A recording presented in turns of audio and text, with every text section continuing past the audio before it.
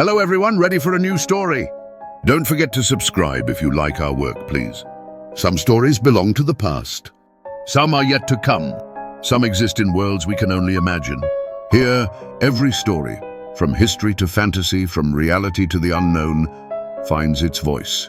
Welcome to Echoes Beyond Time. Long before there were kingdoms, long before there were wars, long before even names had meaning, there was a voice in the dark. Not a voice of command, not a voice of creation, but a voice of presence. In Tolkien's world, existence itself begins with music, and before the great themes were fully shaped, before the world was bent into mountains and seas, one being already was. That being would later call himself Tom Bombadil. Tom Bombadil tells us this himself, almost carelessly, as if stating the weather. He says he remembers the first raindrop and the first acorn. He remembers the Dark Lord before he was dark. He remembers the world before it was ordered. This is not metaphor. In Tolkien's legendarium, memory defines age and power, and Tom's memory reaches further back than any other living being we ever meet. When the music of the Ainur ended and the world of Arda was made real, the Vala descended into it to shape it, to order it, to rule it. But Tom did not descend. He did not arrive. He did not take part in shaping anything. He was already there.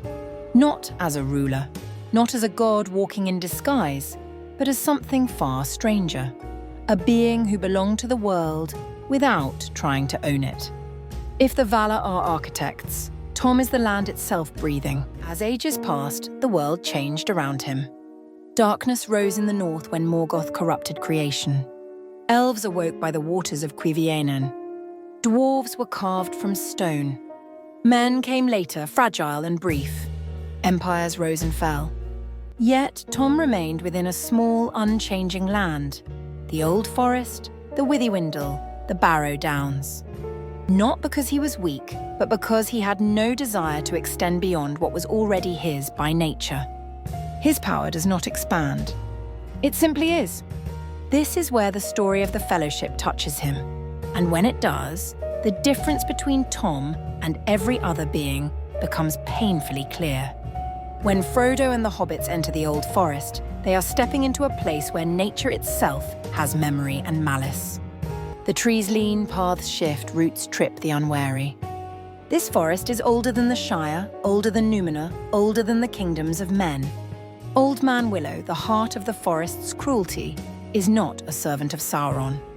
He is something older and wilder, a being born of resentment, time, and the slow corruption of nature left unattended. Old Man Willow nearly kills the hobbits with ease. No sword can stop him, no courage matters. Then Tom Bombadil appears, singing nonsense words that sound absurd, almost childish. But the forest listens, the river listens. The tree listens. Tom does not fight Old Man Willow. He commands him by name, reminding him of his place in the world. This is crucial. Tom's power does not come from domination or force, but from authority rooted in existence. He does not impose order. He recalls it. When the hobbits stay in Tom's house, they enter a space outside the rules of Middle-earth. Time behaves differently. Fear does not linger. Tom speaks lightly of things others treat as sacred or terrifying. His wife, Goldberry, the river daughter, is not surprised by him, nor does she explain him. She simply accepts him as one natural feature accepts another. When Frodo asks who Tom is, Goldberry answers with words that sound simple but are devastatingly deep. He is. Then comes the Barrow-downs. Here, the hobbits are taken by a Barrow-wight, an undead horror bound to the ancient wars of Arnor and the Witch King. This is no small enemy. These spirits are tied to cursed blades, ancient sorcery, and forgotten kings. Frodo nearly loses himself completely. When Tom arrives, again singing, again unafraid, he does something no wizard does in the entire story. He strips the wight of power not by struggle, but by dismissal. He names it, commands it to leave, and it is gone. He then arms the hobbits with blades forged specifically to harm the servants of the Dark Lord, weapons that will later change the course of the war. Tom understands the war. He understands its stakes. And still he does not join it. Then comes the moment that defines Tom Bombadil forever. Frodo offers him the One Ring. This ring bends kings, corrupts angels, and terrifies the wise. Gandalf refuses to touch it. Galadriel imagines herself a queen terrible and beautiful. The ring works by exploiting desire, the desire to fix the world by ruling it. Tom takes the ring, puts it on, and nothing happens. He does not vanish. He does not hesitate. He laughs. He even makes the ring disappear briefly, not through power, but play, before returning it.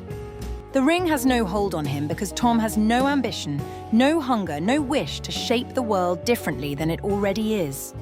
The ring cannot tempt someone who does not want. This leads to a critical question later raised at the Council of Elrond. Why not give the ring to Tom Bombadil? Why not leave it with the one being it cannot corrupt? The answer is subtle and terrifying. Tom would not guard it. Not because he would betray it, but because guarding implies ownership, responsibility, and priority. Tom does not prioritize. He does not intervene. He does not even fully acknowledge the logic of the war. If Sauron rose again and darkness covered the world, Tom would remain unchanged. Not because he sides with evil, but because he stands outside the struggle entirely. If Sauron won, Tom would still be Tom until even the land itself was unmade. This is why the ring must go to Mount Doom. Not because Tom cannot destroy it, but because destruction requires purpose, and Tom has none. So who is Tom Bombadil? He is not Eru Ilúvatar. Tolkien explicitly rejected that idea. Eru is transcendent, remote, concerned with fate. Tom is immanent, local, unconcerned. He is not a Vala, not a Maya, not a spirit in service of anything. The most convincing understanding is this. Tom Bombadil is the embodiment of Arda itself, the world before domination, before ownership, before history. He represents existence without agenda, nature without narrative, freedom without morality. In a story obsessed with power, Tom Bombadil exists to show something older than power. Before Morgoth rebelled? Before Sauron forged the ring? Before elves sang and men dreamed? Tom Bombadil was already there, singing to himself, unconcerned with who would rule tomorrow. And when the world ends, when the last song is sung and the last shadow fades, Tom Bombadil will likely still be there, not victorious, not defeated, simply being. That is why Tolkien never explains him, because some things are not meant to be solved. They are meant to be remembered. Thank you for watching. Every story leaves an echo, and this one has reached its end. If you enjoyed the journey, give it a like. It truly helps us grow. Tell us in the comments what story you'd like to hear next, from the past, the future, or a world beyond. And don't forget to subscribe, so you never miss the next echo on Echoes Beyond Time.